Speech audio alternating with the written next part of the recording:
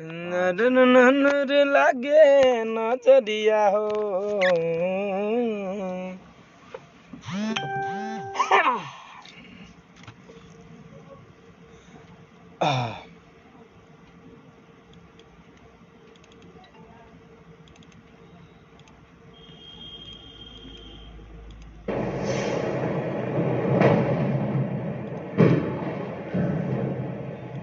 कुछ भाई लोग जुड़ जाओ। है सर, है हेलो, क्या बात है लक्ष्मण जी। मैं हर हर महादेव, हर हर महादेव।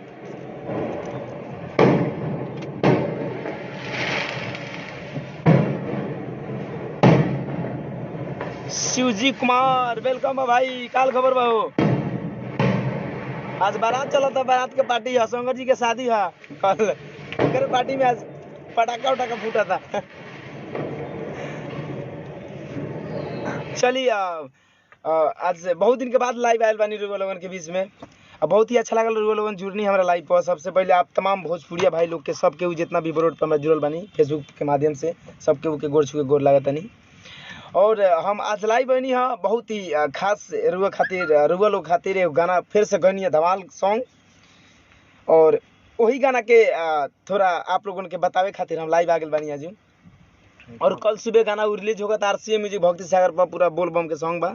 अब फुल रोमांटिक और बहुत ही खूबसूरत बोलबम सॉन्ग बा 2020 के बहुत ही अच्छा जैसे वो एक पहले भी आप लोगन भोजपुरी गाना के भी ढेर सारा आशीर्वाद दिले रहनी। जे गाना के बोल रहे हैं कि टमाटर जैसा गाल तेरा लाल है कि तेरा चेहरा का माल है। सुने ना नीनू भाई लोग एक बार हाँ हाँ कह के लिख के भेजा जाता कि के सुनले रहनी कि टमाटर नियन गाल तेरा लाल है। इंतजार में बानी हाँ सुने खातिर हम।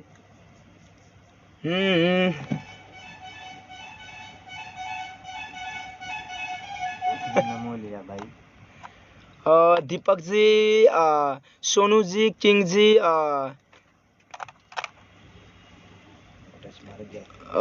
चंदन जी, साहिल जी, साहिल राज चिरैया से वेलकम बा भाई। दीपक जी, यादव किशोर जी, इंटरव्यू कर दीजिएगा। और चलिए कल गाना सुबेरे रिलीज होगा था RCA म्यूजिक भक्ति सागर पर सुबह 6 बजे लागी। 5 या 6 बजे के बीच में गाना रिलीज होके वाला बा। तो आप सब अगर गाना सुनी और अच्छा लगी तो ढेर सारा आशीर्वाद दिया, शेयर करी, डाउनलोड करके प्लस खुद से शेयर करी व्हाट्सएप के जरिए। और जैसे कि टमाटर नियन गाल तेरा लाल है, बड़ी आशीर्वाद आप लोगों के मिलल। गाना के अभी मिनिमम 52 मिलियन, फिर से गाना 100 मिलियन जाए वाला बा आप लोगों के आशीर्वाद से। फिर से 52 मिलियन गाना पहुंच चुकल बा। टमाटर नियन, अरे कि टमाटर नियन गाल तेरा लाल है तेरा चेहरा। सॉरी फोन आ जाने की वजह से थोड़ा मिस्टेक हो गया था, बैक चले गया था, फिर से हम आ गए हैं। और दीपक कुशवाहा जी वेलकम है। अब बहुत ही अच्छा भैया लोगन एकदम दिल खोल के गाना के सुनी, फिर से आशीर्वाद दी। अब बहुत ही अच्छा गाना बा। भक्ति सागर RCA म्यूजिक भक्ति सागर पर रिलीज हो रहा बा अभी के डेट में। गाना तो बहुत ही प्यारा, बहुत ही सुंदर गईले बानी। गाना के वीडियो भी बहुत ही अच्छा, बहुत ही जल्द आप लोगों के बीच में जाए वाला बा। आप लोगों के बीच में टीवी पे भी देखे के मिली। तो गाना के हम थोड़ा सा सुनाई आप लोगों के। और गाना अच्छा लागल तो रउआ लोगन सुबेरे 6 बजे खुली। अगर मोबाइल पर अगर सोना यूट्यूब कैलस तो रउआ लोगन सर्च मार के गाना के खोजी और गाना के निकालब, सुनब, डाउनलोड करब। गाना के नाम बा गौरत तेरा दुल्हा कमाल है। बहुत ही प्यारा गाना के भी नाम आप लोगन के पता भी लागल हो। जितना भी हमारे फ्रेंड फेसबुक फ्रेंड जुड़ल बानी आप लोग फेसबुक पे, तो हम पोस्टर भी पोस्ट कर ले नहीं है फेसबुक पर, तो आप लोगन के पता चलल हुई। और गाना एल्बम का नाम गौरत तेरा दुल्हा कमाल है। तो आप समझ जाइए गाना के सुनम। गाना के पहले हम आप लोगों के कुछ थोड़ा गाना के मुखरा सुनावत हैं।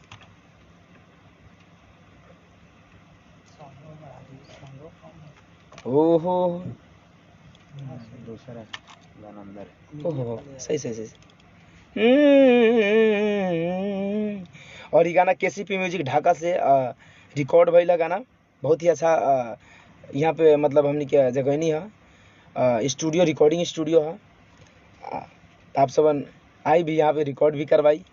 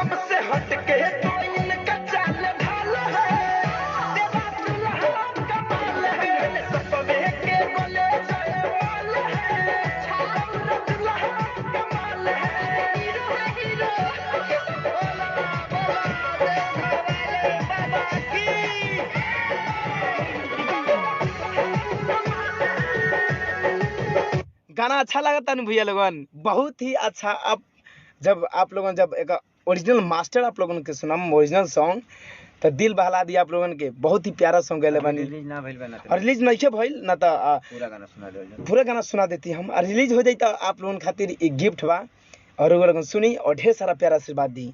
बहुत ही अच्छा अच्छा आप लोगन के बीच में गौरा दुल्हा कमाल के बाद में गाना जाएगा। दोनों बैलून रे पर दोनों कांवर पर लगा दी, दोनों बैलून जा रहा है और टाटी फार के जा पर भी जा रहा है। मतलब जितना मतलब बहुत ही बलम हमार ओला चला, बहुत ही हिट सॉन्ग मतलब बोल बम में आप लोगों के लिए भेज रहा हूँ और आप सब सुनिए, ढेर सारा आशीर्वाद दीजिए।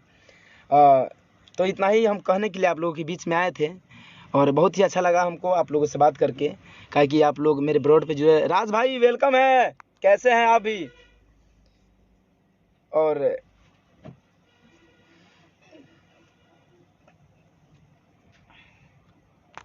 नेट का प्रॉब्लम शायद चलता का जानू हमार हम इंसान है हमार राइटर जी ने हमार सजाले जिनकर दिनेश यादव जी हैं सबके और हम जिनकर एक गाना के राइटर बड़े दिनेश यादव जी और पूरा गाना यही लिखनी है जी यहाँ के। और बहुत ही प्यारा सॉन्ग जी गाना सुननी है इनकर कलम से लिखल है, माता रानी के दिहल कलम से सजावल है इनकर। और हमारे अशोक भैया हैं केसीपी म्यूजिक के मालिक हैं जो इनके स्टूडियो में आज बैठे हुए हैं, रिकॉर्ड भी चल रहा है।